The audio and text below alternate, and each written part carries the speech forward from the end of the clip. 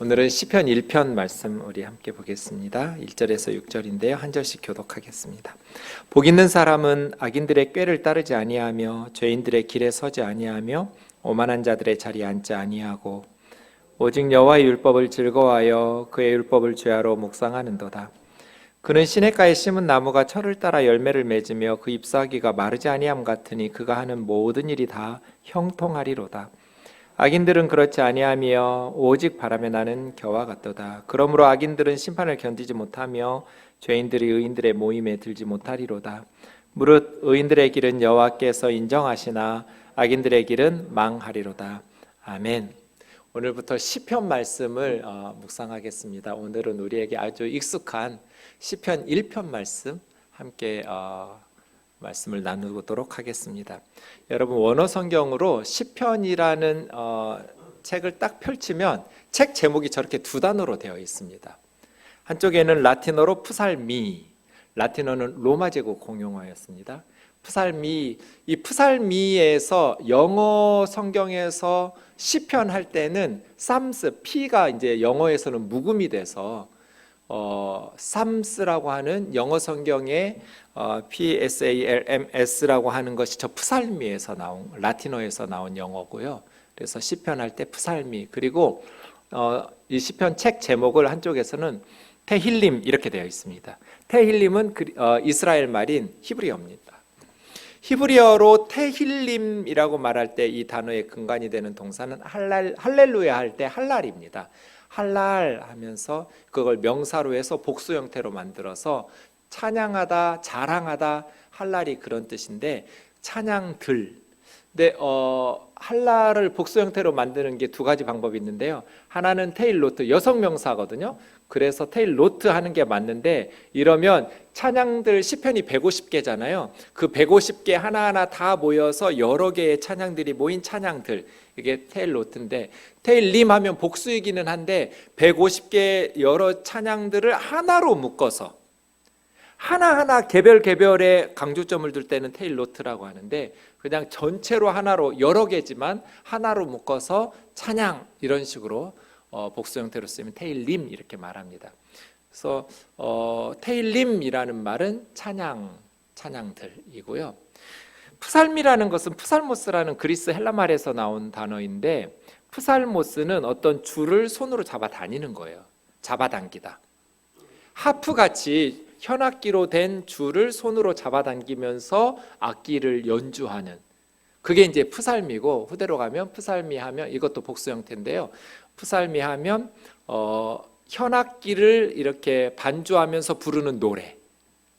그러니까 시편 제목으로 딱 두 개가 쓰인 게 다 노래와 관련되어 있어요. 우리는 시편 하면 눈으로 읽고 낭송한다, 읽는다라고 생각하는데 원래 제목에 보면 노래들, 찬양들이거든요. 그래서 푸살미는 노래하는 악기와 관련되어 있어서 제목이고요. 테힐림은 찬양하다, 하나님을 찬양하는 것과 관련된 단어로 이렇게 푸살미, 테힐림 이렇게 시작하고 1편으로 들어갑니다. 우리 익숙한 시편이지만 1편 제가 다시 한번 좀 낭송해 보겠습니다. 복 있는 사람은 악인들의 꾀를 따르지 아니하며 죄인들의 길에 서지 아니하며 오만한 자들의 자리에 앉지 아니하고 오직 여호와의 율법을 즐거워하여 그의 율법을 주야로 묵상하는도다. 그는 시냇가에 심은 나무가 철을 따라 열매를 맺으며 그 잎사귀가 마르지 아니함 같으니 그가 하는 모든 일이 다 형통하리로다. 악인들은 그렇지 아니하며 오직 바람에 나는 겨와 같도다. 그러므로 악인들은 심판을 견디지 못하며 죄인들이 의인들의 모임에 들지 못하리로다. 무릇 의인들의 길은 여호와께서 인정하시나 악인들의 길은 망하리로다.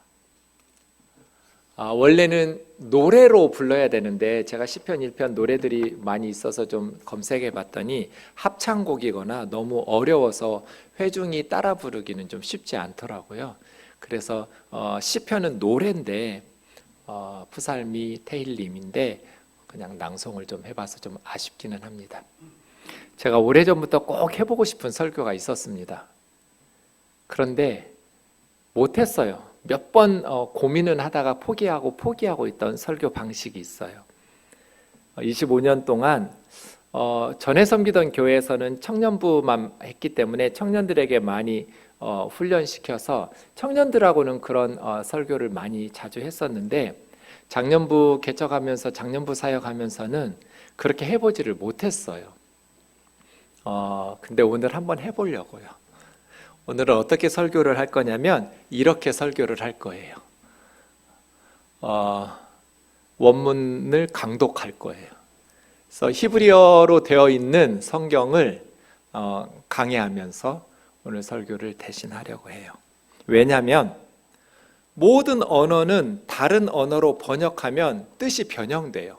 원래 말하려고 했던 내용을 정확하게 살려내는 게 불가능해요. 아무리 번역을 잘한다고 해도. 그래서 시편 1편 번역들이 훌륭하게 되어 있긴 하지만 그래도 원어로 보는 것이 훨씬 더 정확하게 성경 본문의 뜻을 파악할 수 있기 때문에, 그리고 시편 1편은 우리에게 익숙한 본문이니까 원어로 강독해도 좋겠다 하는 생각이 듭니다.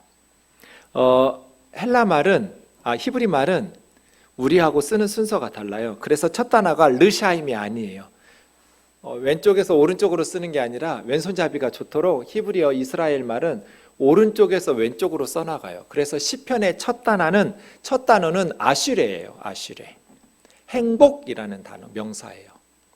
시편의 첫 번째 단어가 행복, 아슈레 하유시거든요. 아슈레, 행복. 그러니까 시편은 행복에 대해서 쓴 성경이에요. 행복한 삶이 어떤 삶인지. 아슈레, 명사형 문장이어서 행복 이런 뜻이지만 행복하다 이렇게 동사처럼 번역하죠. 아슈레 하유시. 이쉬는 남자 혹은 사람이에요. 이샤는 여자인데요. 이쉬에 하가 붙으면 그 사람, 정관사예요. 하는 그 사람은 행복하다. 직역하면 그 사람의 행복 이렇게 되겠죠. 이게 시편의 첫 시작이에요. 그 사람은 행복하다. 그 사람은 어떤 사람일까요? 쉐에르는 관계대명사에서 제가 그림으로 표시한 것처럼 뒤에 있는 것을 수식하면서 이 뒤에 있는 내용의 사람, 그 사람은 이렇게 관계대명사의 내용이 있겠죠. 뒤에 따르는 1절, 2절 다 포함돼요. 그 사람을 이렇게 이씨를 수식하면서 그 사람은 아슈레 행복하다. 어떤 사람이 행복할까요? 그 뒤에 이제 세 동사가 나오는데 다 로로 시작. 로 할라크, 로 아바드, 로 야샤브 이렇게 빨간 걸로 되어 있는 로는 뭐뭐 않는다는 부정 접두어예요. 그리고 할라크는 워킹이에요. 걷지 않는다. 걷지 않는 사람은 행복하다. 로 아마드는 스탠딩이에요. 서다. 서지 않는 사람은 행복하다. 로 야샤브는 시팅이에요. 앉다. 워킹, 스탠딩, 시팅. 걷지 않는 사람, 서지 않는 사람, 주저앉아 있지 않는 사람은 행복하다. 어떤 사람인가? 아차트, 바라고 하기도 하고 브라고 하기도 하는데 이거 제가 영어로 인이라고 조그맣게 쓴 것처럼 뭐뭐 안에예요. 어디 안으로 들어가지 않는 사람이 행복한 사람인데요. 아차드는 에차라는 단어의 복수 형태예요. 그래서 에차라는 말은 서로 의논하는 거예요. 우리는 악인들의 꾀 이렇게 꾀라고 말했는데요. 의논, 계획. 그 다음에 르샤임이 오늘 본문의 중요한 단어인데 악한 사람들, 임자를 제가 붙였잖아요. 임은 뒤에 붙으면 복수 형태예요. 하이쉬, 아쉬레 하이쉬 임 아니잖아요. 이쉼이 아니잖아요. 두 번째 단어는. 그래서 하이쉬는 단수 동사예요. 한 사람이에요. 그런데 그 뒤에 나오는 악인들, 죄인들, 오만한 자들은 다 복수 형태예요. 우리 개역 개정에서는 들로 잘 번역했어요. 옛날 개역 한글 성경에서는 단수로 번역했어요. 원문은 복수인데. 그래서 악인의 꾀를 쫓지 아니하며 죄인의 길에 서지 하며 오만한 자 이렇게 단수 형태로 번역했는데 개역 개정에서는 들 복수 형태로 잘 바꿔놨어요. 악인들 임이 붙으면 다 복수거든요. 악인들 르샤임의 의논, 계획. 악인들이 무슨 의논하고 무슨 계획 세우겠어요? 악한 계획 세우고 못된 의논하겠죠. 어떤 사람이 행복한 사람인가? 악한 사람들이 계획 세우고 의논하는 길로 걸어가지 않는 사람. 두 번째, 어떤 사람이 행복한 우는 그리고예요. and. 그 다음에 v가 인이에요. 데레크가 길이에요. 그 다음에 하타임은 죄인들이에요. 죄인들의 길에 서지 않는 사람. 길이라는 것은 죄인들이 뭐 따로 다니는 길이 있는 게 아니라 삶의 방식이겠죠. 죄인들의 삶의 방식에 서 있지 않는 사람.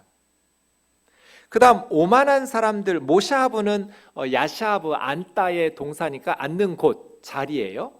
모샤브의 레치임은 어떤 사람이냐, 리치라고 하는 거는 큰 소리로 떠드는 사람이에요. 그러니까 하나님의 권위를 존중하지 않고 지 맘대로 떠들면서 사는 사람. 우리 한글 성경은 오만한 자라고 번역이 잘 됐어요. 하나님의 권위를 무시하고 지가 하나님인 것처럼 지 생각대로 지 인생 지 맘대로 살아가는 교만한 사람들, 큰 소리로 떠들어대면서 지 잘난 척하면서 살아가는 사람들의 자리에 들어가서 앉지 않는 사람. 근데 이렇게 동사를 보니까 걸어가다, 서다, 앉다, 이게 뭔가 진행되고 있죠. 근데 원문으로 보면 이 세 동사가 다 완료형이에요. 그럴까 말까 고민하는 게 아니라 이미 끝난 거예요. 악인들이 의논하고 계획을 세울 때는 저 길은 내가 갈 수 있는 곳이 아니야 하고 그 길을 걸어가지 않기로 이미 결정한 사람. 죄인들이 걸어가는 삶의 방식은 저 길은 내가 걸어가야 될 삶의 방식이 아니야 하면서 그 길에 서지 않는 사람. 하나님을 무시하고 인생이 세상이 자기 것인 것처럼 자기 인생 마음대로 살아가면서 큰 소리 떵떵 쳐가면서 살아가는 오만한 사람들이 삶의 자리에는 눌러앉지 않는 사람. 그런데 사람들이 보통 죄인들의 기회에 기웃기리면서 그쪽으로 접근해 걸어가다가 그 죄인들이 살아가는 삶의 방식 데레크 그 길을 서 있다가 머뭇머뭇 서 있다가 그 다음에 죄인들이 살아가는 삶의 방식 그 삶의 자리에 절포덕하고 주저앉죠. 그런데 어떤 사람이 행복한 사람이냐면 악인들, 죄인들, 오만한 사람들하고는 그건 내가 살아가야 될 삶의 방식이 아니야 하고 싹둑 잘라버리는 거예요. 그래서 행복한 사람은 어떤 사람이냐면 노라고 말해야 될 때 노라고 결단 내린 사람. 이게 시편의 첫 스타트예요. 저건 내가 본받아야 될 삶이 아니야. 저런 삶의 방식은 옳지 않아. 저는 조국 전 교수를 굉장히 좋게 여겼던 사람이에요. 조국 교수가 민정수석이 되었을 때 참 잘한 인사라고 생각했어요. 그리고 조국 교수가 장관 후보로 나설 때만 해도 법무장관 누구보다도 잘할 거라고 기대했어요. 아직까지 양쪽의 의견이 다르지만 저는 한 가지 사실을 확인하고 나서 조국 씨는 어떤 공직에도 나가면 안 된다라고 판단을 내렸어요. 리더의 자격이 없다. 그건 그의 딸의 논문을 제일 저자로 등재한 거예요. 논문을 써본 사람들은 알아요. 등재지에 논문 한 편을 올리려면 얼마나 많은 고생을 해야 되는지. 그런데 몇 년 전에 교육부에서 조사해 보니까 우리나라 대학 교수들 중에 중고등학교 다니는 자기 아들, 딸들에게 논문 저자로 해서 스펙을 쌓은 교수들이 수십 명이었어요. 우리나라 대학 입시에는 참고 자료가 안 되지만 외국 대학에서는 그게 입학에 매우 중요한 이렇게 어린 10대 아이들이 이렇게 좋은 논문의 등재지에 그것도 논문을 실을 수 있는 실력을 갖추었다라고 인정받아서 외국으로 유학 갈 때 많이 활용했다고 그래요. 자, 대학 교수나 그런 힘 있는 부모를 두지 않은 집안 자식들은 꿈도 꿀 수 없는 일이에요. 그런데 남들이 다 그렇게 해요. 서로 교수들끼리 의논해요. 우리 애가 중학교 다니는데 우리 딸이 고등학교 다니는데 그래? 그러면 논문 써줘가지고 걔가 논문 썼다고 저자로 이름 올려서 스펙을 쌓아주자. 그래서 외국의 명문대학에 입학시키자. 그렇게 해서 성공하고 앞길을 탁탁 터져요, 부모가. 저는 그걸 보면서 이 사람은 리더의 자격이 없다. 더더군다나 법을 집행하는 법무부 장관 후보가 되어서는 절대로 안 되는 사람이다. 조사해 보니 우리나라에서 그런 못된 짓을 한 집단 중에 가장 많은 교수가 서울대학 교수들이었어요. 공부 제일 잘하는 사람들이에요. 그런데 자기 자식들, 중고등학교 다니는 자식들에게 제자들이나 자기가 쓴 논문들을 그 자식들의 이름으로 올려서 그들의 앞길을 열어주고 그걸 스펙으로 자랑하면서 좋은 자리를 차지하게 만들어 주었어요. 이게 악인들의 계획, 죄인들의 삶의 방식. 하나님을 두려워하는 사람은 그럴 수 없겠죠. 우리 자식 인생 망칠 테니까. 하나님께서 심판하시면 온 나라의 치부가 드러나고 너무너무 힘겨운 인생을 하나님께서 살게 하실 테니까 하나님을 두려워하는 사람은 그런 짓을 못하겠지만 하나님을 제거시키고 오만하게 사는 사람들, 지 맘대로 사는 사람들은 자기 자식 성공시킬 수 있는 지름길이고 고속도로죠. 그렇게 스펙 쌓아서 실력이 좀 모자라도 부모의 도움으로 명문대학 졸업하고 외국의 유수한 대학을 나오면 그 다음 그 아이는 앞길이 열릴 테니까요. 없는 집 흙수저 자식들은 꿈도 꿀 수 없는, 죽으라고 고생하고 노력해도 다다를 수 없는 길을 열어주는 거죠. 악인들이, 죄인들이고 오만한 사람들. 어떤 사람이 행복한 사람인가? 그런 악인과 죄인들과 오만한 자들의 길을 남들이 다 그 길 가도, 악인들과 죄인들과 오만한 자들은 다 복수 형태예요. 그들이 우글우글우글하고 옆에서 다 그렇게 살아가고 그렇게 안 살고 있는 우리를 바보 취급해도 어리석은 사람들, 이렇게 좋은 길이 있는데 라고 해도 하나님을 두려워하는 사람, 그 사람은 노라고 말하는 사람은 행복하다는 거예요. 2절, 행복이라는 것은 노만 가지고는 이룰 수가 없어요. 예스가 있어야 돼요. 부정적인 걸 안 한다고 해서 행복한 사람이 아니에요. 그래서 2절로 넘어가면 키는 접속사가 되기도 하고 부사가 되기도 하는데 다음 넘겨주세요. 네, 키라는 것은 접속사가 되면 그냥 대절이니까 해석 안 해도 돼요. 보통 부사로 되면 6절에서는 제가 그렇게 해석할 텐데 정말로, 진실로 이런 뜻이에요. 어쨌든 임은 오직 그런 뜻이에요. only. 악인들, 죄인들, 오만한 자들의 길은 많이 있지만 정말 하나님의 백성, 행복한 사람이 가는 길은 딱 하나예요. 오직. 부토라, 부는 법 어디 안에? 토라는 율법 안에. 토라라는 것은 원래 손가락으로 가르치는 거예요. 가르치시는 분은 그 앞에 아도나이 여호와니까 여호와 하나님이 가르쳐주는 길, 이게 토라예요. 하나님이 길 안내해주는, 요 길로 가, 이게 토라예요. 이렇게 살아, 하나님의 길 안내 혹은 하나님의 교훈, 가르치심, 이걸 토라라고 그래요. 하나님의 말씀인 성경이죠. 성경 안에서 그 다음 단어가 아도나이라고 읽는데요. 아도나이는 원래 주님, 로우드라는 뜻인데 이 단어를 히브리 사람들, 이스라엘 사람들이 발음을 안 했어요. 그래서 지금은 발음을 잃어버려서 그냥 신학교에서 배울 때는 이렇게 써놓고 아도나이, 주님이라고 읽어요. 그래서 부토라 아도나이 이렇게 읽는데 사실은 아도나이는 아니고요. 우리는 그래서 여호와라고 번역하는데 아마 야훼라고 번역하는 게 훨씬 더 원어에 가까울 것 같긴 하지만 정확하진 않아요. 이 발음을 하나님의 이름이 너무 거룩하기 때문에 안 불렀어요. 그냥 아도나이라는 말로 바꿔서 불러서 부토라 아도나이예요. 여호와의 토라를. 그 다음 헵초라는 단어가 재밌는데요. 이건 헤프치라는 동사는 너무 기쁘고 좋아하는 것. 코로나 때문에 저는 슬픈 것, 진짜 힘든 것 중에 하나가 수영을 못하는 것.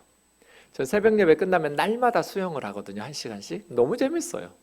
물속에서 수영하는 게 너무너무, 그게 또 유일한 운동이기도 하고요.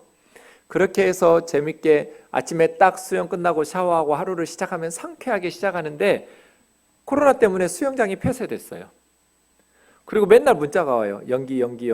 그래서 지난주에 드디어 문자가 왔어요. 6월 1일에 개장합니다. 다시 오세요. 5월 달이 지금 너무 안 가고 있어요. 빨리 6월 1일이 돼서 수영장에 가고 싶다, 이런 마음. 이런 걸 헵초라고 그래요. 헵초. 너무너무 좋아하는 거. 그게 너무 기쁜 거. 그래서 하고 싶은 거. 그럼 이건 뭐예요? 오직 여호와의 율법을 즐거워하는 거. 하나님의 말씀이 너무 좋아. 그게 너무너무 기뻐.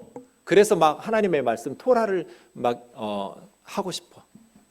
어떻게 하고 싶냐면 우브라토. 우는 그리고 부는 어디 안에 토라토. 토가 끝에 붙으면 3인칭 소유격의 그의 토라예요.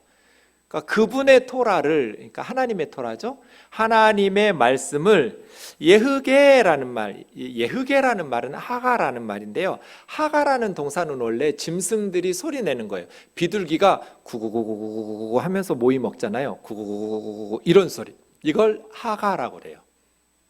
이게 이제 사람이 주어가 되면 사람이 하늘 천 따지 거무련 누루왕 하듯이 이렇게 작은 목소리로 암기하듯이 소리 내어서 읽는 거. 그런데 아무 생각 없이 하늘 천 따지 하는 것이 아니라 뜻을 곰곰이 생각하다라는 의미가 들어있어요. 이 하가에는. 그래서 뜻을 곰곰이 생각하면서 작은 목소리로 읊조리는 것. 복 있는 사람은 악인들의 꾀를 따르지 않고 죄인들의 길에 서지 않고 오만한 자들의 자리에 앉지 아니하고 곰곰이 생각하면서 작은 목소리로, 이게 하가예요. 이게 예흐게. 요 맘은 낮 동안, 라엘라는 밤이니까 낮과 밤 동안, 밤낮. 1, 2절은 무슨 뜻이에요? 어떤 사람이 행복한 사람인가? 악인들의 의논하는데 죄인들이 삶의 방식의 길, 오만한 사람들이 삶의 환경 알고 살아가는 그 삶의 자리에 들어가지도 않고 서 있지도 않고 앉지도 않는, 노라고 말해야 될 때 노하는 사람, 그리고 예스라고 말해야 될 때는 하나님의 토라, 하나님의 말씀을 햅초 너무나 기쁘고 좋아해서 그 말씀을 밤낮으로, 잠자는 시간도 아까워서 밤낮으로 하가 읊조리면서 줄줄줄줄 외우면서 살아가는 사람. 그래서 행복한 사람은 노라고 말해야 될 때 노라고 할 수 있는 결단력이 있어야 되고요. 행복은 노만으로 되지 않고 적극적으로 하나님의 토라, 하나님의 가르침을 추구하는 사람. 근데 2절 볼 때마다 이 사람은 손맛을 느낀 사람이에요. 하나님의 말씀을 주야로 묵상한다라는 것은 말씀의 맛을 경험한 사람이에요. 그것을 햅초, 너무 말씀이 꿀처럼 달달하는 것을 겪어본 사람. 제가 이해 안 되는 게 낚시였어요. 낚시하는 사람들이 도무지 이해를 못했어요. 낚시를 왜 해? 그 바다에다가 막대기 하나 던져놓고 그 몇 시간 동안 그러고 그 시간이 아깝지 않나? 이런 생각을 했었거든요. 몇 년 전에 우리 목회자들이 박영길 목사님 고향에 그 여행을 갔어요. 1박 2일인가 있다가 왔는데 목사님 고향이 임자도라는 섬이에요. 그래서 섬에 가서 목사님이 우리 바닷가에 낚시하러 가자고 낚시 장비들을 챙겨서 목회자들이 같이 바닷가에서 낚시를 하는데 제가 손맛을 봤어요. 딱 잡고 있는데 물고기가 문 거예요. 제 낚싯대를. 그때 느끼는 그 손맛이요. 몇 시간 했는데 제가 2마리인가 3마리 잡았어요. 1시간에 1마리꼴로 잡았어요. 근데도 그거 잡고 있는데 지루하지가 않더라고요. 조그만 물고기들 잡는데도 손맛을 겪고 나니까 이제 해가 지고 집에 들어갈 시간이 돼서 목사님 집에 들어가죠 하는데 집에 가기 싫은 거예요. 낚싯대 잡고 계속 있고 싶은 거예요. 이게 손맛을 보았을 때와 보지 않았을 때의 차이점이에요.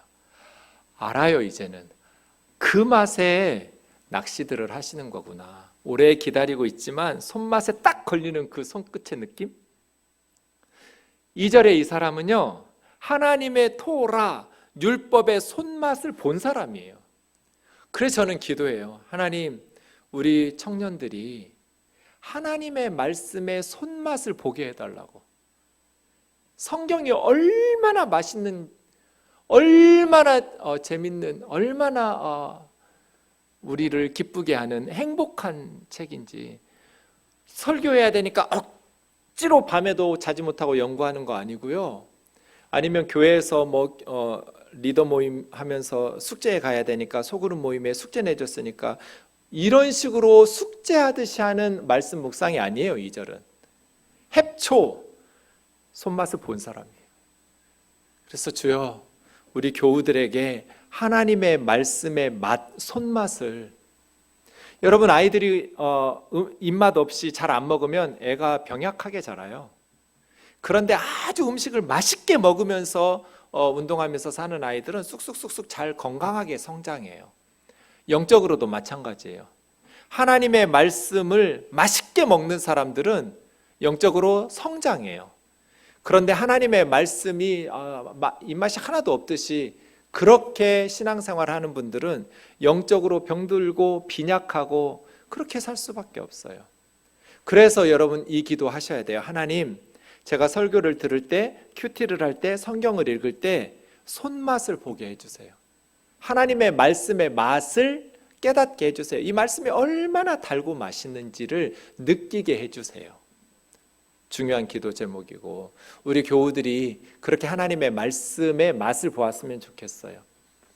행복한 사람, 죄악에 대해서, 악인들의 길에 대해서 동참하지 않는 결단력이 있는 사람, 그리고 하나님이 말씀하시는 길을 걸어가고 그 길에 서고 그 길에 눌러 앉아서 오직 여호와의 토라를 밤낮으로 묵상하면서 거기에 흠뻑 빠져 사는 사람.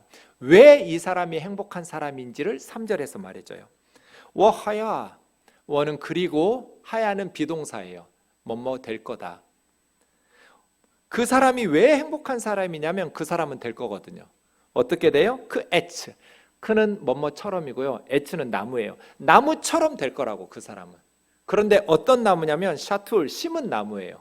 어디에 심었냐면 어디 위에? 팔개 마임. 여러분, 알로에 마임 이런 회사도 있는데, 마임이 물이에요, 물. 그 다음에 마임을 팔개 하면 펠레그인데요. 이거 시내가라고 우리가 한글 성경에서 번역했는데, 시내라고 하면 이게 인공적으로 만들어진지 자연적으로 만들어진 시내인지 구분이 안 되잖아요. 인공적으로 만든 시내예요, 펠레그는. 그게 팔개예요. 그러니까 시내가에 옮겨 심은 나무처럼인데, 하나님께서 땀 흘리고 수고하면서 만들어 놓은 시내가, 인공수로 그 강변에 심어 놓은 나무처럼 될 거다, 이 사람은. 자연적으로 만들어지는 그런, 하나님께서 땀 흘려 수고해서 만들어진 와디가 있어요. 비가 올 때는 그냥 자연적으로 시내가 되는데, 건조기에는 말라 비틀어져서 이렇게 만들어지지 않아요. 그런데 한강이나 양재천 같이 건조해도 어지간하면 마르지 않고 계속해서 인공적으로 물 끌어다가 만들어낸 물이 있잖아요, 물가가. 이 팔개는 그런 뜻이에요. 하나님께서 물이 마르지 않도록 인공수로로 만들어 놓은 곳에 옮겨 심은 나무.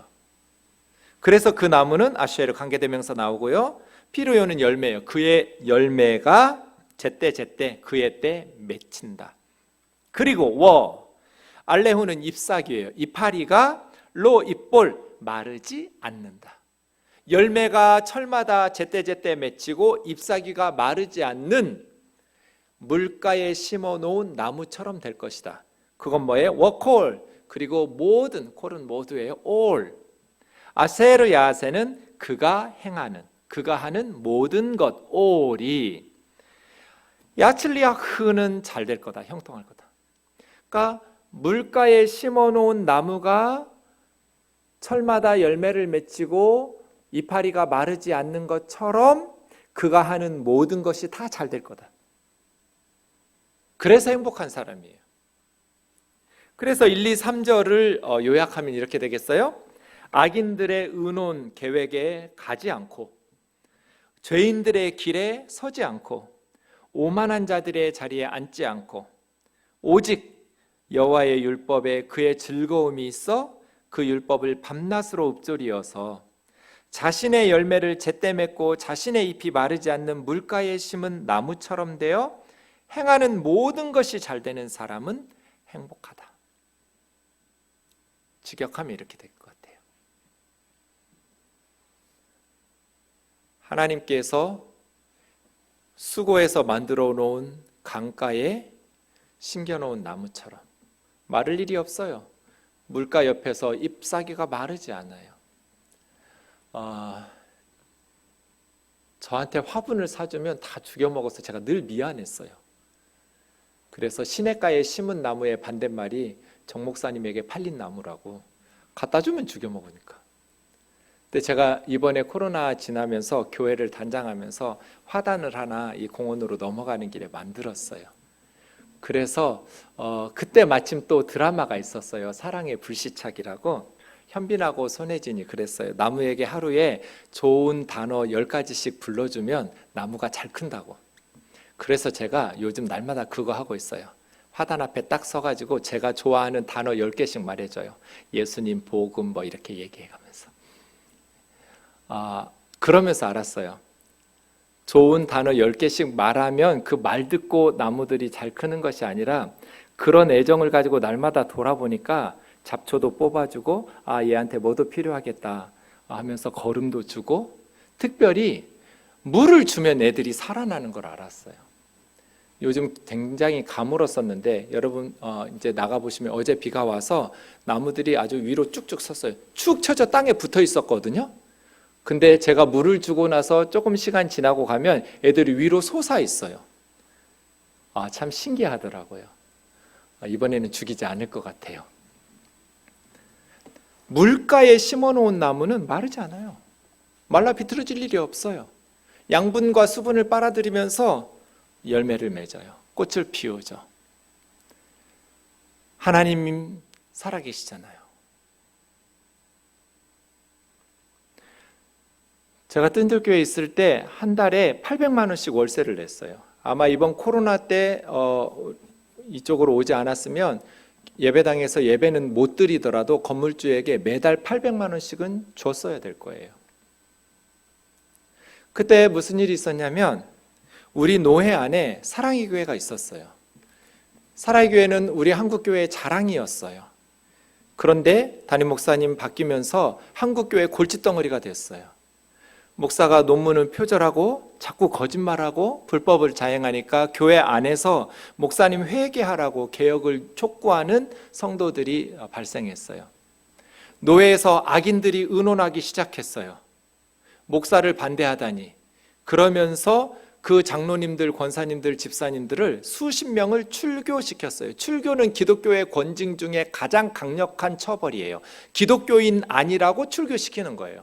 수십 명을 그렇게 출교할 때 물론 양쪽이 어느 한쪽이 다 맞고 한쪽이 다 틀리고 이런 일은 없겠지만, 그럼에도 불구하고 목사님이 논문을 표절하고 거짓말해서 발생된 문제를 회개를 촉구하는 성도들을 장로직을 파한다거나 면직도 아니고 기독교에서 출교시키는 건 이건 잘못된 일이다. 그런데 노회에서 누구도 그거에 대해서 문제 제기하지 않았어요. 제가 혼자 떠들어대기 시작했어요. 그건 잘못이라고. 다시 원상복구시키라고. 협박이 들어왔어요. 그래서 제가 2번 불려다가 조사를 받았어요. 2번째 마지막 결론이 3시간 만에 낸 결론이 계속해서 잘못했다고 용서를 구하지 않으면 당신은 목사를 면직시키겠다고 했어요. 그리고 아마 한 2달만 지났으면 저는 목사 면직됐을 거예요. 시간적으로. 그런데 그 2달 동안 무슨 일이 생겼냐면 저는 전혀 꿈에도 생각하지 않았던 일이 벌어졌어요. 생동교회에서 목사님이 은퇴하시면서 통합할 교회를 찾는다고. 그래서 2 교회가 합병을 했고 생동교회가 소속된 노회인 남서울노회로 제가 옮겼고, 저를 목사 면직시키려고 오정현 목사와 그 악인들이 엄청나게 노리고 있는, 저는 100% 면직이에요. 누구도 막아낼 수 없는. 그래서 많은 저를 아끼는 목사님들이 뜨인돌교회에 찾아와서 목양실에서 정 목사야 제발 잘못했다고 해라. 니네 교회를 생각해라. 왜 너는 혼자 나서서 그렇게 싸우고 있느냐고. 그때마다 제가 뭐라고 대답했냐면 10명도 더 왔어요. 저를 말리고 설득하느라고. 목사님 저도 두려워요. 내가 용기 있어서 아니라고. 나도 무섭다고. 우리 교회 걱정된다고. 그런데 지금 내가 침묵하면 나중에 주님 앞에 갔을 때 너 그때 뭐 했냐고 물으시면 나는 할 말이 없다고. 잘못된 줄 알면서 평생 교회를 사랑하고 아끼던 장로님, 권사님들을 다 그렇게 피눈물 나게 하면서 노예 이름으로 그렇게 출교시키는 일에 난 동참하고 동의할 수 없다고. 잘못됐다고 말하지 않을 수 없다고. 그리고 내가 목사를 면직된다면 사람들을 통해서 하겠지만 나를 주의종으로 부르신 분이 주님이시니까 그만두게 하실 것도 주님이시라고. 대책이 있고 믿는 백도 하나도 없는데 그럼에도 불구하고 사람들의 손을 통해서 내가 목사 파면을 당한다면 주님께서 너 그만 목회하라고 말씀하시는 걸로 받아들이겠다고. 괜찮다고.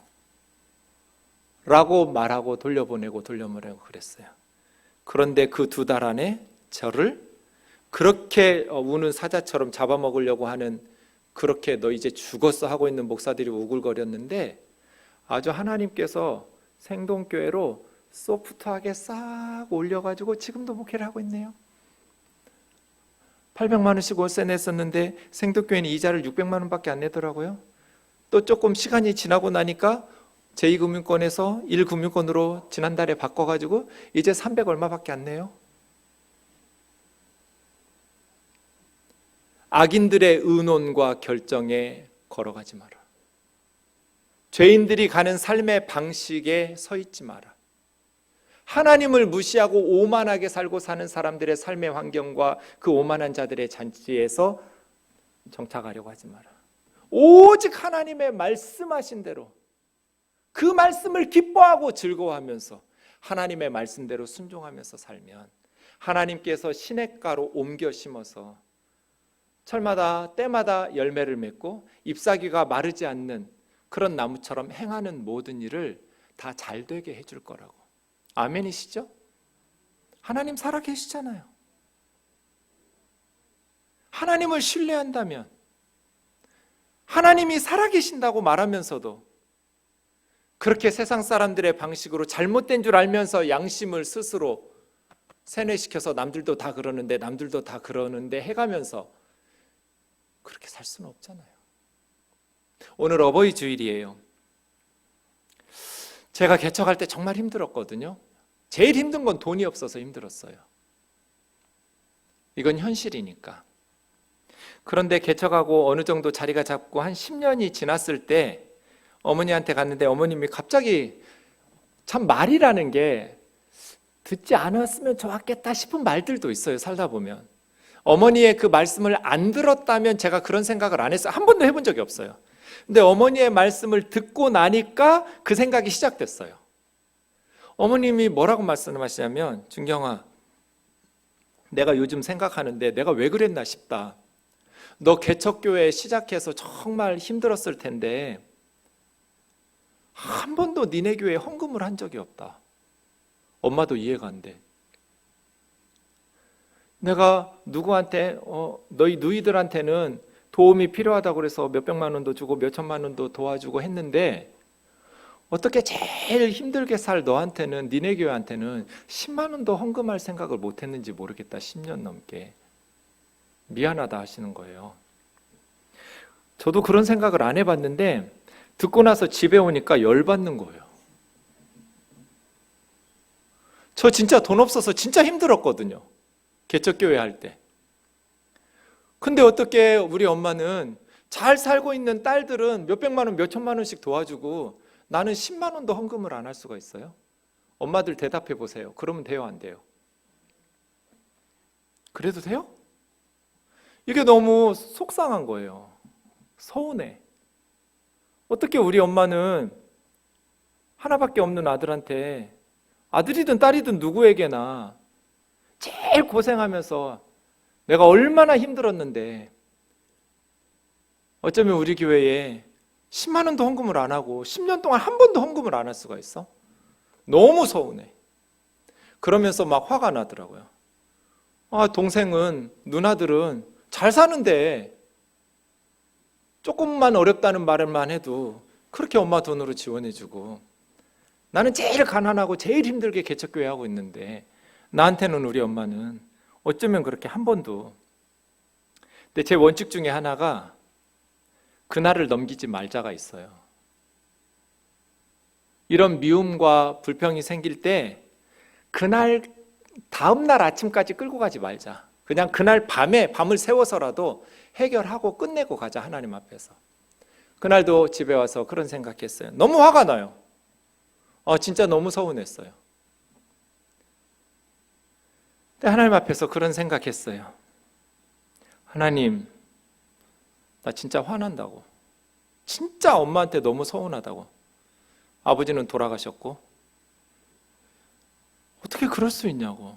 자식이 다 똑같은 자식인데 내가 무슨 불효를 저지른 것도 아니고, 병원 가고 돈 쓸 일 있을 때는 다 나한테 연락해서 내가 운전하고 병원 모시고 다니고, 힘든 일은 아들이 다 하는데 아들은 무슨 의무와 책임만 있고 즐거운 누리는 거는 다 딸들하고 놀러 다니고 여행 다니고 돈 주고, 나 너무 억울하다고 막 이런 말을 했어요. 근데 하나님의 토라, 하나님의 말씀에 부모를 공경하라고 했어. 나 그 말씀도 짜증난다고. 이래도 내가 부모를 사랑하고 공경해야 되냐고. 그런데 부모를 공경해야 되는 것이 하나님의 뜻이라는 걸, 하나님 말씀이라는 걸 내가 알기 때문에 하나님 내 마음 좀 위로해 달라고, 바꿔 달라고. 내 힘으로는 안 되니까, 난 너무 속상하고 서운하니까 이 마음을 하나님이 좀 바꿔주세요. 그래서 오늘 밤 넘기지 않게 해주세요. 그렇게 기도했더니 그런 생각이 갑자기 들었어요. 준경아, 너 개척교회 하면서 네가 제일 사랑한다고 말하는 너희 엄마가 우리 아들 가난해서 어떡하나, 우리 아들 고생해서 어떡하나, 돈 걱정하면서 늘 너를 위해서 걱정하면서 돈이 생길 때마다 헌금했으면 더 좋았겠냐? 네 엄마가 10년 동안 그렇게 힘들게 너 때문에 마음고생하면서 그렇게 살았으면 좋겠어? 너 그걸 원해? 원하지 않죠. 10년쯤 지났을 때 이제 뜨인들교회가 자리가 잡혀서 저는 그렇게 가난하지 않고 생활에 어려움이 없었거든요. 이쯤 돼서야 엄마가 그런 생각이 뒤늦게 난 것이 그렇게 억울하냐, 억울할 일 아니야, 오히려 다행스러운 거 아니냐, 그런 마음을 주셨어요. 생각해보니 맞아요. 우리 어머니가 개척교회 하는 하나밖에 없는 아들 때문에 가난해서 어떡하나, 가난해서 어떡하나, 그것 때문에 막 걱정하면서 살기를 저는 원치 않아요. 하나님께서 무슨 공작을 폈는지 모르겠지만 까마득히 어떻게 이럴 수가 있지 본인이 생각해도 이해되지 않을 만큼 잊어버리고 10년을 살았어요. 어머니는. 저는 힘든다는 말을 한 번도 한 적이 없으니까, 어느 누구에게도. 너희들과 달랐으니까. 그리고 나서 두 번째 생각이 들었어요. 준경아, 네가 중고등학교 다닐 때, 어릴 때 죽을 뻔한 수술을 2번이나 했고, 너희들은 너 치료비 되느라고 공부들을 잘했음에도 불구하고 대학에도 가지 못했지 않니? 고등학교 졸업하고 20살 돼서 서울에 올라와서 직장에 취직하면서 돈 버는 대로 너희 집에 보내가지고 너를 치료해 줬지 않냐? 엄마 아빠는 농사지어서 자기들 쓰지도 못하고, 너희들은 회사 다니면서 자기들 쓰지도 못하고 너 살려내느라고, 네 병 고치느라고 네 가정이 오랜 시간 동안 그렇게 투자했지만 한 번도 너희 누나들이 나는 너 때문에 돈 벌어서 쓰지도 못했고 난 너 때문에 대학도 못 갔다고 투덜거린 적 있더냐? 한 번도 없어요. 우리 누나들은 저 때문에 대학을 못 갔지만, 나와 내 여동생만 대학에 갔지만, 위로 3명의 너희들은 한 번도 돈 벌어서 제 치료비 된다고 공치사하거나 너 때문에 대학까지 못했다고 불평하거나 저를 힘들게 하지 않았어요. 언제나 울면서 우리 동생 좀 고쳐달라고 기도했어요. 그리고 자기들이 버는 쪽쪽 저의 병원비를 대고 치료비를 대느라고 고생했어요. 그랬던 것들은 까마득히 잊어버리고 이제 개척교회 시작했는데 힘들 때 헌금 한 번 안 해줬다고 그거 네가 너희들 시기 질투하면 되겠냐? 그런 생각이 그날 밤에 들었어요. 저는 그 2가지 생각을 못하고 있었어요. 무슨 생각을 했냐면, 하나님이 부모를 공경해야 된다고 말했던 그 토라의 말씀을 억지로 순종해야 되니까 내 마음 좀 바꿔달라고 억지로 기도한 거예요. 내가 괴로우니까, 그렇게 어머니하고 살 수는 없으니까 하나님 내 마음 좀 억지로라도 바꿔달라고 기도했더니 억지로가 아니라 정말 회개하면서 정말 우리 엄마가 10년 동안 나 걱정 안 하고 살게 그냥 편하게 사셔서 너무 다행이다라는 생각이 들고, 우리 누이들에게 남에게 준 것도 아니고 엄마가 무슨 어떤 아저씨하고 바람 나가지고 뭐 거기다가 정신 팔려가지고 돈 쓴 것도 아니고, 나 때문에 대학도 못 가고 나 때문에 자기들 번 돈으로 젊은 처녀 시절에 즐기지도 못했던 우리 누이들이 생활에 쪼들려서 어머니가 도움을 주신 걸 가지고 다른 사람도 아니고 내가 시기 질투하고 불평 원망할 수는 없는 일이잖아요. 그래서 그날 밤을 편히 잤어요. 천사 같은 우리 엄마도 가끔 저에게 상처를 줘요. 이 세상에 완벽한 부모가 어디 있어요? 하나님은 우리에게 하나님과의 관계 10계명에 보면 그 다음 사람들과의 관계를 넘어가는 첫 번째 계명으로 부모를 공경하라고 그랬어요. 10개 중에 유일하게 부모를 공경하면 이런 복을 주겠다고 축복을 덧붙여 놓고 약속을 해놨어요. 유일한 계명이에요. 부모를 공경하라고 말씀하실 때 너희 자녀들에게 공경할 만한 부모 역할을 한 부모라고 제한하지 않았어요. 그냥 니네 부모면 공경하라는 거예요. 훌륭한 부모여서가 아니라, 자식들에게 공경받을 만한 부모여서가 아니라 그런 전제 조건이 없어요. 그래서 사랑이란 그럼에도 불구하고 내 할 몫을 하는 거지, 상대방에 따라서 하나님의 말씀에 순종했다가 안 했다가.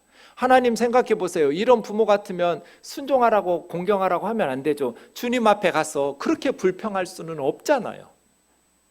우리 부모가 못돼 처먹어서 내가 부모를 공경하라는 하나님 말씀은 못 지켰습니다, 이렇게 구차한 변명을 하나님 앞에 가서 말할 수는 없잖아요.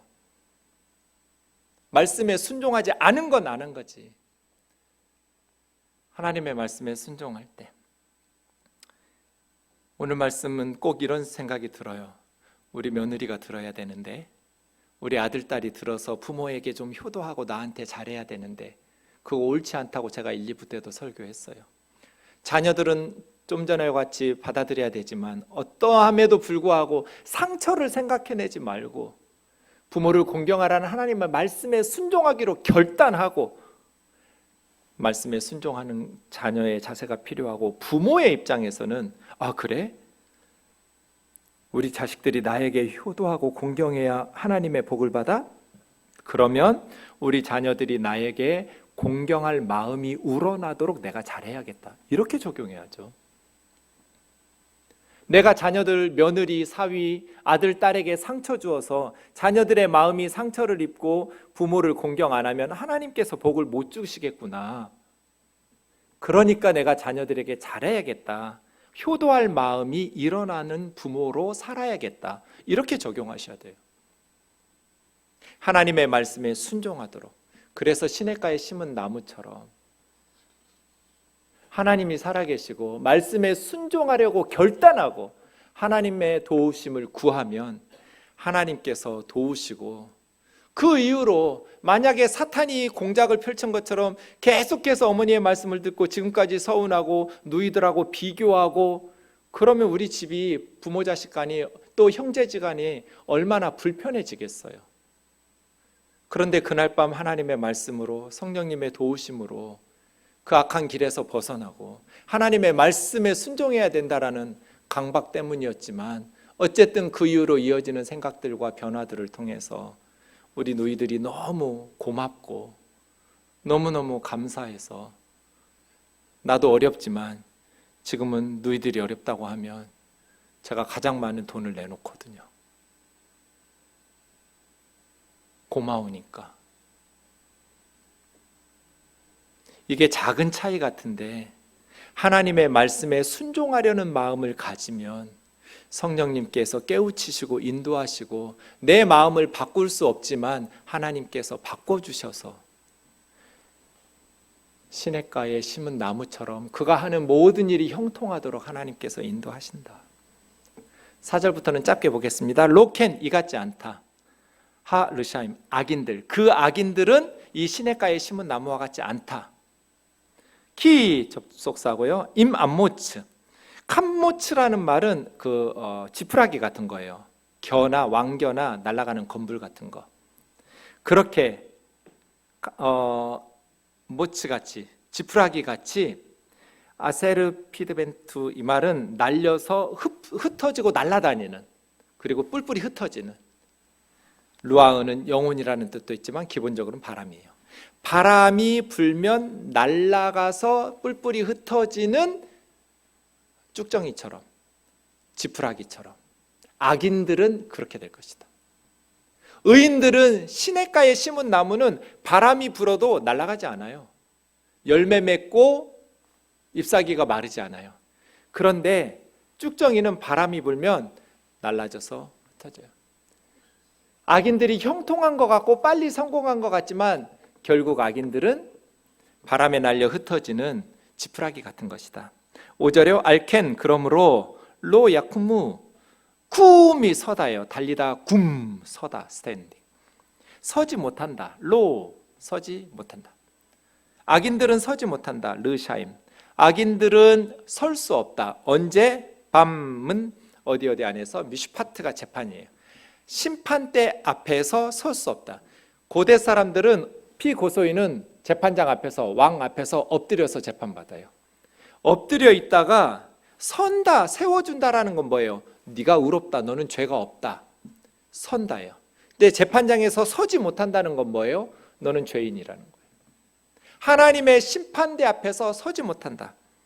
워하타임, 그리고 죄인들이 바다트, 어디 안에? 다하트는 모임이에요. 미팅하는 어떤 회중 모임 안에 차디킴은 의로운 사람들, 의로운 사람들의 모임 안에 하고 끝났어요. 우리 한글 성경은 들지 못하리로다 하고 동사를 넣어놨는데 원문에는 동사가 없어요. 그러니까 이런 식이에요. 악인들은 의인들과 같지 않아서 바람에 날려 흩어지는 지푸라기와 같다. 그러므로 악인들은 하나님의 심판대 앞에서 설 수 없고 의인들의 모임에, 하나님의 백성들의 모임에 들어갈 수 없다. 들어갈 수 없다는 동사는 없지만 의미적으로 그렇게 되겠죠. 그래서 진실로, 마지막 6절이요. 키, 정말로. 요대아는 야다예요. 알다. 하나님께서 알고 있다. 정말로 하나님은 알고 계신다. 뭐를? 데레크 차디킴, 의인들의 길을. 의로운 사람들의 삶의 방식, 의로운 사람들의 삶의 모습을 하나님은 알고 계신다. 하나님 알아주시고 인정하신다. 그러나 데레크, 길, 로샤임, 악인들의 길은, 토베드는 소돔과 고모라가 무너지듯이 멸망하다예요. 아베드라는 단어인데요. 예, 멸망할 것이다. 미래형으로 토베드. 이게 결론이에요. 정말로 하나님은 의인들이 걸어가는 삶의 길, 의인들의 길은 알아주시지만, 인정하시고 알고 계시지만 악인들의 삶의 방식, 악인들의 길은 반드시 멸망할 것이다.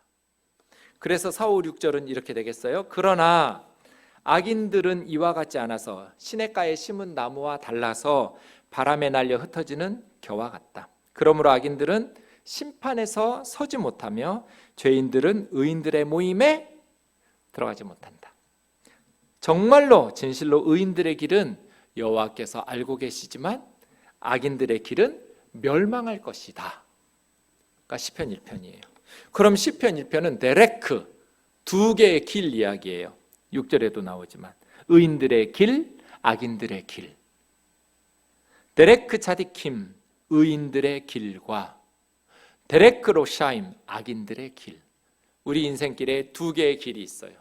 하나님을 인정하시는, 하나님 앞에서 오만하게 굴지 않고 하나님의 토라 율법에서 안내해 주시는 길로 순종하며 걸어가며 살아가려는 의인들의 길과 하나님의 말씀 무시하고 세상의 방식대로 자기가 성공하고 싶은 대로 로샤임, 악인들의 길.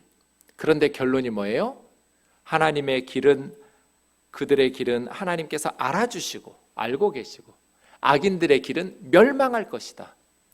하나님의 심판 앞에서 서지 못하고 지옥으로 갈 것이고 의인들의 모임, 천국에 구원받은 자들을 하나님의 백성들의 모임에 들어가지도 못할 것이다. 그래서 멸망할 것이다. 예요. 여러분 창세기 4장과 5장에 보면 족보 2개가 나와요. 4장 뒷부분에 보면 동생 아벨을 쳐 죽인 가인의 후손들의 족보가 나와요. 가인의 후손 중에 라멕이라는 아들이 있었는데 두 아내를 일부 다처제를 처음 시작해요. 둘이 합하여 한 몸이 되는 부부가 일부 일처가 하나님 뜻이에요. 근데 부인이 둘이면 남편까지 셋이 합해서 한 몸이 될 수는 없잖아요. 그런데 일부 다처제의 길을 열어요. 가인의 후손이, 라멕이. 그런데 그의 후손들 중에 야발이라는 사람은 흩어다니는 동물들을 모아가지고 목축업을 하는 창시자가 되었고, 그 다음 유발이라는 사람은 수금과 퉁소, 악기와 음악, 문화, 예술을 발전시키는 창시자가 되었고, 두발가인이라는 아들은 구리와 쇠로 농기구나 무기나 금속을, 그러니까 세계 인류 문명과 기술의 발전은 가인의 후손들이 다 이루어요. 가인의 후손들이 문화, 예술, 또 기술, 세상의 모든 업적을 남기기 시작해요.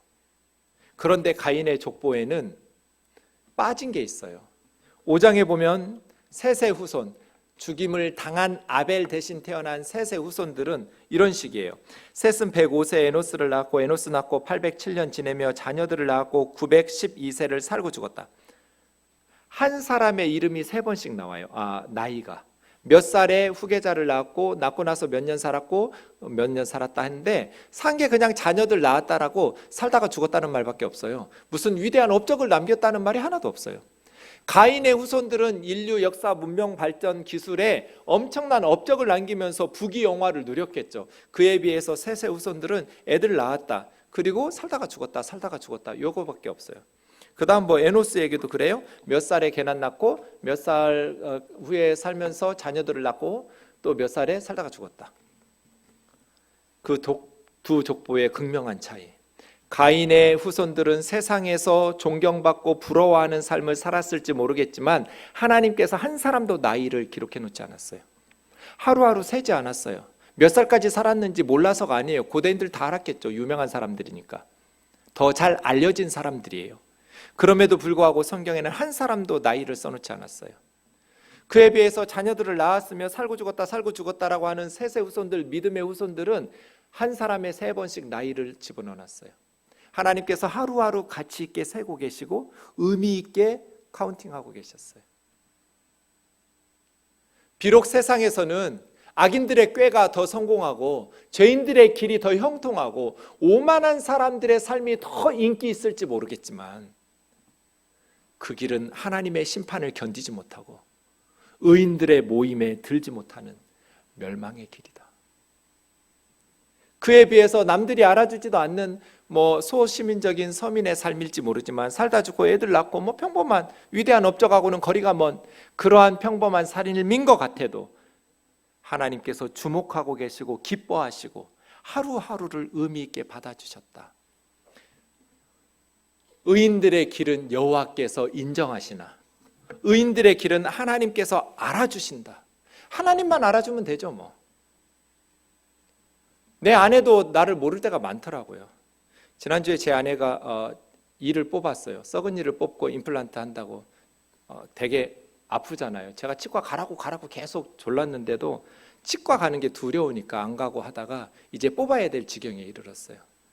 그래서 아파하길래 제가 교회에서 아내 기도하면서 저 아픈 걸 어떡하지? 기도하다 그런 생각이 들었어요. 저희가 전에 살던 아파트 개포주공 1단지에는 30년 된 아파트여서 엄청 건물은 낡았지만 숲이 우거져서 나무들이, 집에서 딱 보면 나무들이 많이 보였어요. 근데 이제 그거 허물어서 제가 어쩔 수 없이 지금 빌라로 이사 온 데는 나무가 한 그루도 안 보여요. 집에 보이면 그냥 건물들만, 벽들만 보이고 나무가 하나도 없어서 그 생각이 갑자기 나서 우리 선희자매한테 전화했죠. 예전에 있던 곳에 우리 집에 나무들이 있었는데, 나야 교회 나오면 사무실에서 나무가 우거진 숲을 보고 있지만 하루 종일 집에 있는 아내는 나무를 한 번도 보지 못하는 날들이 많을 테니까. 그리고 주공 아파트 있을 때 아카시아 라일락 향이 굉장히 진하게 났어요. 집에 있어도 라일락 향기가 굉장히 좋았어요. 그 생각이 나서 인터넷에 검색해 봤더니 집 안에서 키울 수 있는 미스김 라일락인가 조그만 라일락들이 있더라고요. 향기 나는. 그래서 우리 선이한테 너네 집 가게에 라일락 있냐 했더니 없대요. 딴 데로 연락하래요. 그래서 딴 데로 연락했죠. 그래서 라일락을 사가지고 집에다가 놨죠. 저는 치통으로 고생하는, 근데 뭐 제가 구체하게 치통으로 고생하니까 이렇게 사왔어, 이렇게 공치사는 또 못하는 성격이어서 그냥 화분 하나 사왔어 하고 놨더니 돈 아깝게 뭐하러 사왔냐고. 그래서 진짜 거기다가 대고 말은 할 수 없잖아요. 그러니까 하나님은 아실 거잖아요. 나는 이렇게 착한 마음으로 했는데 엄마도 몰라주고 남편도 몰라주고 자식들도 몰라줄 때 아내도 몰라주고 그럴 때 있죠. 근데 하나님만 아시면 되잖아요.